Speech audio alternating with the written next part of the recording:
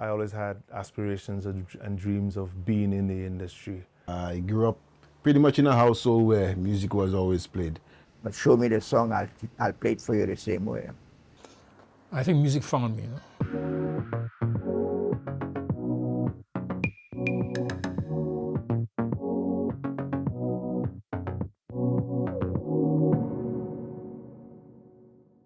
Bit by bit, I started to grow with it. I remember in the start, it was real tough for me, transitioning from where I was to being a performer on stage.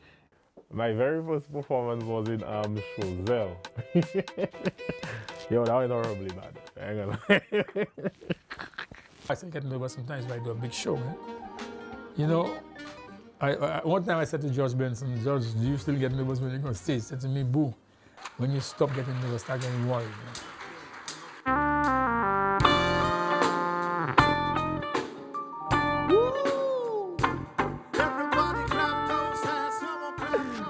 Nah, it's like we were booked for, it was a carnival event, actually. But I don't know what miscommunication happened with the guy hosting the event and the guys on stage. So he brought us on the wrong time, right? So as soon as we came on, the crowd left. But it's not like they left. They were supposed to do a round around the field or whatnot. And everybody left. Yo, while we were performing. One of my first shows, almost being booed off stage. It's like, who's me? It was almost a learning experience for me too, where I had to understand that, hey, it will take time before you actually get better. And I just had to go back to the drawing board and keep at it. Yeah, let's go. Nobody don't know how hard that I'm working, how the money making, how hard I'm surviving. I could remember from now, I had a few songs of my school right, and they were giving toys for Christmas. So then I was online to get a little toy or everything like that. So everybody was rushing to get dolls, cars, and everything like that. I chose a small harmonica about 2 inches long. And from then on, I started practicing.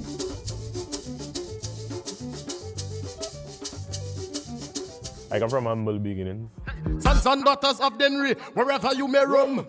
What got me into music was the everyday struggles of life. Music was basically my escape.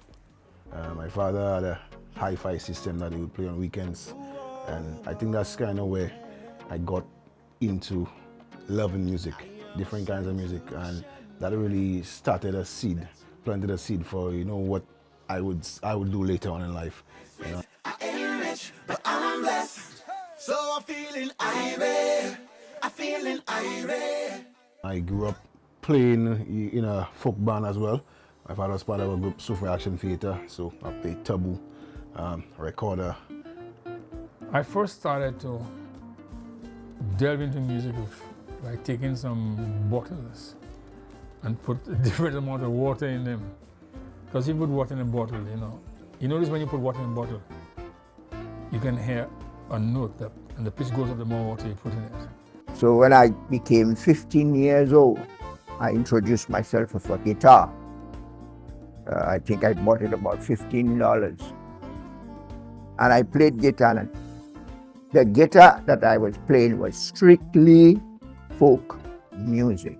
Started when I was 14, but even before that, I always had aspirations and dreams of being in the industry. I got thrusted into it, per se, by my brother. Come on! Come on! 1, 2, 3! His lead singer left his band, and the same day that happened, he said, "I'm singing tonight." And so I got thrown into the fire. Everybody jump, jump, jump, jump, jump, jump, jump, jump, jump, jump, jump, jump, jump, make some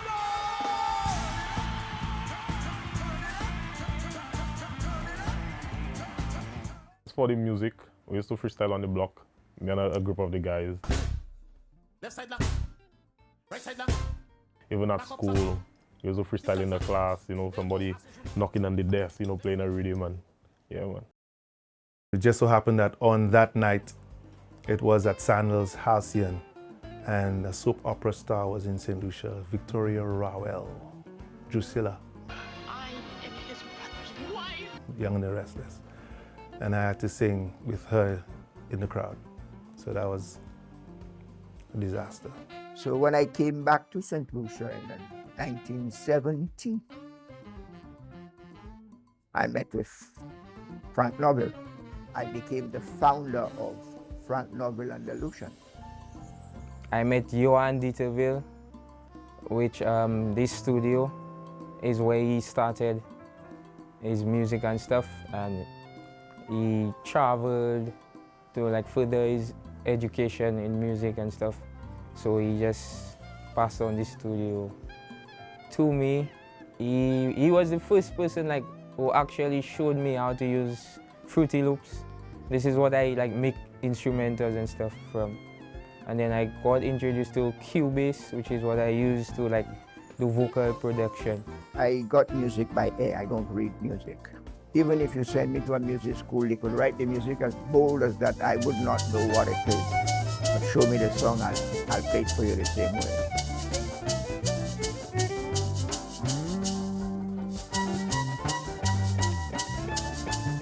And then my mom played the guitar because apparently my mom had an uncle from either Panama, somewhere in South America, or somebody connected to the family had gone to work somewhere in South America somewhere. And somehow she got to learn to play guitar. And when I moved on to secondary school, my school teacher, Mr. Favre, he kinda got me into producing, creating music, writing songs. And from then on, it was just, just my love started to grow for it. Performing arts in particular, the drama group was part of that, the choir, recorder band, and eventually kind of spearheading a lot of those groups. Kind of got me more familiar with the stage and cards, because I was pretty much a shy person growing up. Very reserved, head down, lack of confidence. So those outlets was already my means of breaking out. And with mommy in the house playing guitar, I had a teacher in the house, So it became, and then daddy was part of the West Indian Regiment and he's in the band and played the clarinet. So I had music from both sides of the family, and so it was, I don't know that, I think music found me, Formal music training, no. I went to the School of Hard Knocks. I learned a lot from my brother, my eldest brother, and I'm a sort of kind of a copycat. I think I have a very good ear. So the opportunities I had to work on keyboards and computers later on, I would just try to copy what I heard to see if I can recreate it. So we started doing a little singing and playing the guitar and everything. We saw it was looking good. And then Hilary LaForce came in with a quattro. That's free. So then we practiced, we saw it was coming up.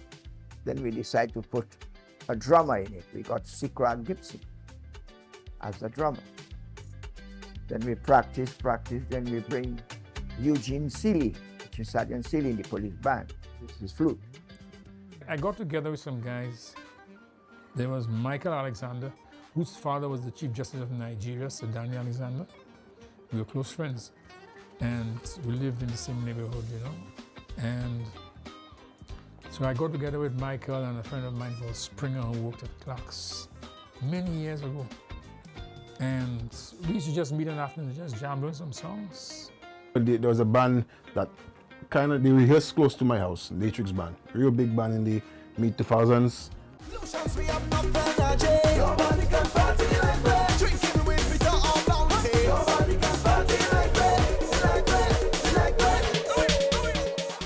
They were all over the place, Saint Lucia, traveling. And in 2007, when they lost their vocalist, they decided to give me a chance, really. Well, it's the Matrix Band again. And I was always around in the band room, and they saw me singing at school before, and they were like, "That's about we give that a try." It's the Matrix Band again. First instrument would have been the keyboard. because I like that. And then singing, all right, vocal instrument, and then the drums. And one day, I got a call from Carlos Mins, who was the band master, and said to me, "Boo, I have a performance at Government House with the police band, but I have to be at Gazy. So can you guys come and hold on for us just before, until we get there, you know?" And I said to Carlos, "But we're not a band, we just know a few songs, man, you know, so I don't know if we can do that." He said, "Yeah, man, you can do it." I said, in any case, we don't have a name, so how are we going to do that?" He said, "Well, just call yourself the Two Tones." I grew up listening to like rap music, R&B, like my favorite artists were like 50 Cent and Usher. So that's what I grew up listening to, so that got me into music. When I started, hip hop obviously was my influence, my big influence, and pop music. So a lot of the greats, the Michael Jacksons, the what they call them, Luther Vandrosses, all of those, because I love melody. So those were heavy influences. I started with the quadrille, and well, as you know, life changes. You have to be on. I set, when I left school in 1964, I set up sailing. I went to sail, I went to do a little errands and things, working there and there, you know, to feed myself and my family. From the first time I heard Cattle, I just gravitated to his music, you know what I mean? In this street, we see poor people balling, no juvenile people nyam from morning. Cattle sings about every single thing. So yeah, man, and a lot of things I could relate to. Everything about what he does is so on point. His rhythmic approach, his choice of notes, the way he plays over chord sequences, you know. I like old school reggae, so I'd listen to a lot of Joseph Hill, you know, Culture, Nazio Fontaine, you know, Peter Tosh, a bit of Fantan Moja also. What happens at home, we listen to a lot of jazz at home, and then because of my dad having an affiliation with the West Indian Regiment and being exposed to Louis Armstrong and Ella Fitzgerald and Count Basie and other stuff, I heard that as a little boy. My musical influences vary depending on the genre. You know, I love guys like Bob Marley. I love guys like Usher. R. Kelly, I don't like to say, but he's one of my favorite artists growing up, you know. Teddy Riley is one, Michael Jackson, Quincy Jones, Aretha Franklin. I mean, all of the greats, all of the great, absolute greats. I also used to listen to a station, Voice of America. And these guys used to have a jazz program many years ago. The theme was Take the A Train. And we'd have listen to this on this little shortwave radio, and the signal would just go and come back, you know. And boy, that was exciting. And then I started to go to America.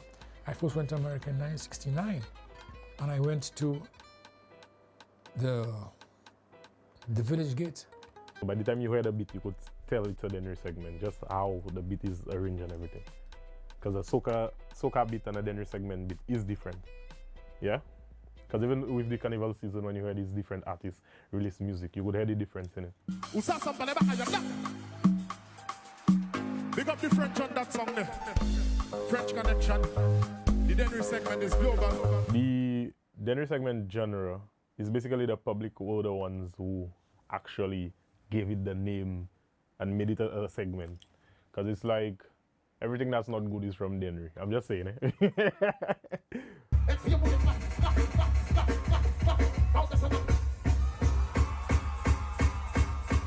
So basically that's where the music came from. Most of the artists are from Denry. 90% of Denry segment artists are from Denry. You know what I mean? One of the biggest names, most of the biggest names are from Denry. So it's like when the music was playing on the airwaves, you know, people from North and whatnot would, you know, call the radio stations and request, oh, give me the guys from Denry, you know? So over time it's like now they start saying, oh, I want to hear the Denry segment, you know? I would either try to sing like them. Stevie Wonder, Earth, Wind and Fire, especially Philip Bailey of Earth, Wind and Fire. We'll try to sing like them, try to recreate what they do. And then I saw all these guys that I was listening to at home. So that just lit up a light bulb in my head. Because all the Jimmy Smith I was listening to, I sat right in front and saw him playing live, you know. And then I saw Grady Tate. I saw Mingus, Charles Mingus. I saw Stuff Smith. All these great names we listened to on record. I ended up at the Village Gate seeing all of these guys. I'd gone to America to perform. Brian McKnight.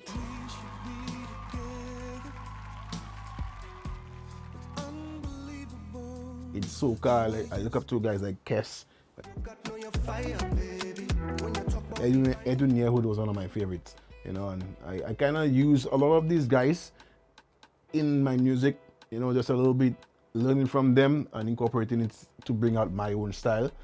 And the newer or the more modern influences would be the P. Diddy and his crew. Feel like they talking to me when it comes on. Another day, another dawn. Another Keisha, nice to meet you. Get the math found. The stuff that Guru is producer for Jay-Z, Timbaland, those types of producers that blend melody with music, with beats, the sampling, all that kind of stuff. Currently, I'm known as a soca artist. When I started, I was pretty much into hip hop, R&B. You know, I never really saw myself as a soca artist. But in Saint Lucia, you know, the fact that we don't necessarily gravitate towards those types of music. During the 70s, this label came out, a CTI label, Creed Taylor International. And what these guys did was that to broaden their following, they started to play what was referred to as smooth jazz. And rather than playing swing, they began to make it more rhythmic. And they made it a little more palatable. So what I realized was happening, there was jazz that was becoming more accessible and more palatable to most people. You know, we accept it from foreigners, but not really from our own people. So I felt like I had to go into there. And especially with Matrix Band at the time too. The band was a jam band. We used to play a lot of parties, soca parties. So I was kind of forced to learn soca. And I grew to love it over the years. So I didn't have a problem with it. A lot of misconceptions people do have. It's like a lot of people believe our music is very degrading and defaming to women, you know? But to me, that's not what it is. It's just like our culture and our Creole language is just so raw. You understand? So most times with the Denry segment music, it's Creole music. So you'd give some Creole words, but it's like it's so raw. So some people just find it a bit offensive and whatnot, but nah, that's not what it is. It's just authentic Saint Lucian music, yeah? I do Afro, dancehall, Denry segment, R&B, trap. But being from the Caribbean, I mean, I know calypso, I know zouk, I know reggae, I know everything that comes out of the Caribbean. But being exposed to that as a little boy enabled me to understand it and develop a jazz vocabulary easier. But this guy, Mighty, I remembered way back. I used to record with him. And he pulled me on the side and tell me, boy, if you was in Jamaica, you don't make it far already. But like, that type of music would make it here. So then that's when he told me, try the segment. And I told him like, nah, I can't do that type of music. But he said, just give it a try. That's why right now, my style of music is different from a lot of the other Denry segment artists, because it's like I incorporate the dancehall style and flow into the Denry segment. I would try to recreate the rap, but put melodies to it. And then later on, a challenge came along, and I started soca music a lot later on. And I switched from doing straight ahead, and I began to do more contemporary and smooth jazz, because I thought it was easier for me to be successful doing that than doing straight ahead. But what happened to me was that it made it easier for me to fuse Caribbean music with jazz, because I was delving into jazz from a little boy, and I was listening to it from a little boy. And so when I wanted to fuse the two, it was easy for me. I did a lot of like rap stuff, dancehall, but like it wasn't really getting like out there.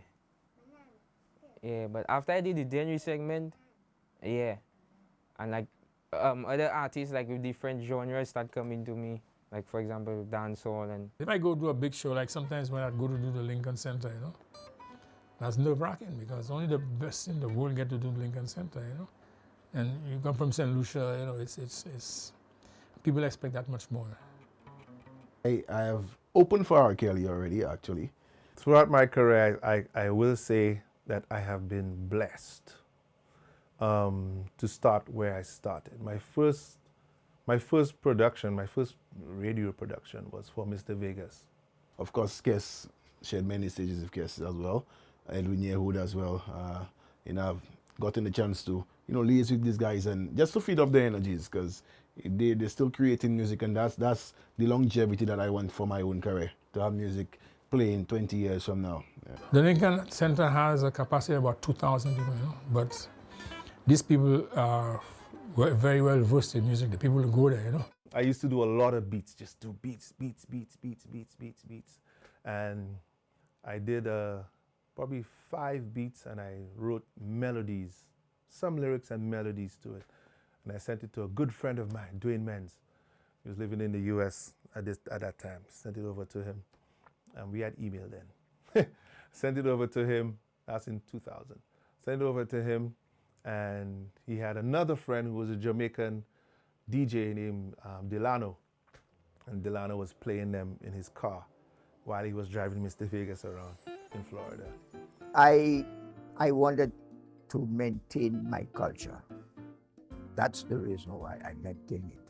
I don't go and sing calypso.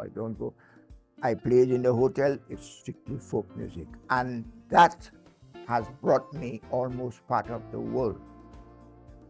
Because I played in the hotels, the tourists inviting us to other places. I spent 2 months in Spain with my band, playing music. I'm currently working with Patrice Roberts. Doing some writing I've produced for Prince Swanee and Cranium. And Vegas is like, what is, you know, what's this, who is this? He said, it's some dude from Saint Lucia, some little youth from Saint Lucia. And then they made the contact, and 1 week later, Vegas is in Saint Lucia.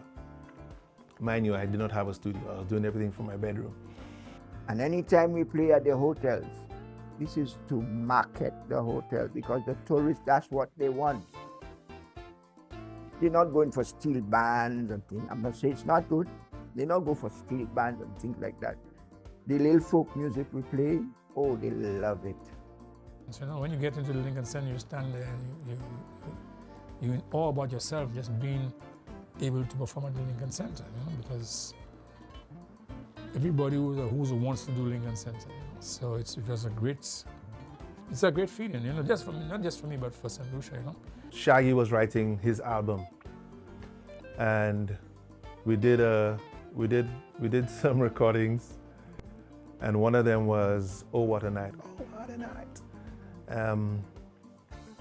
And he liked it.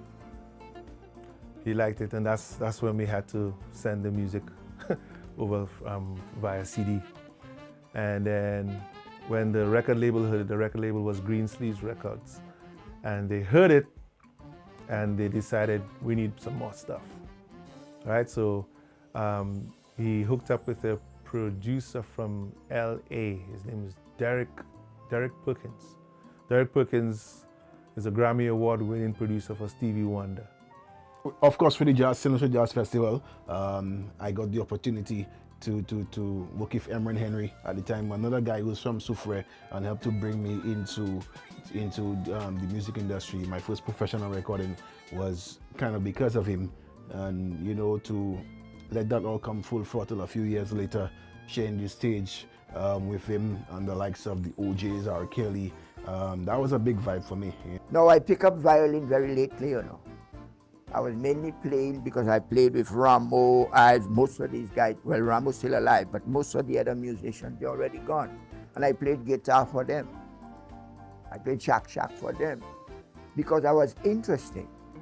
So, you know that Stevie Wonder is one of my idols. So I was very excited. So 2 weeks later, this dude comes down to Saint Lucia with some of his equipment in my makeshift studio at home. And I learned a lot from that experience.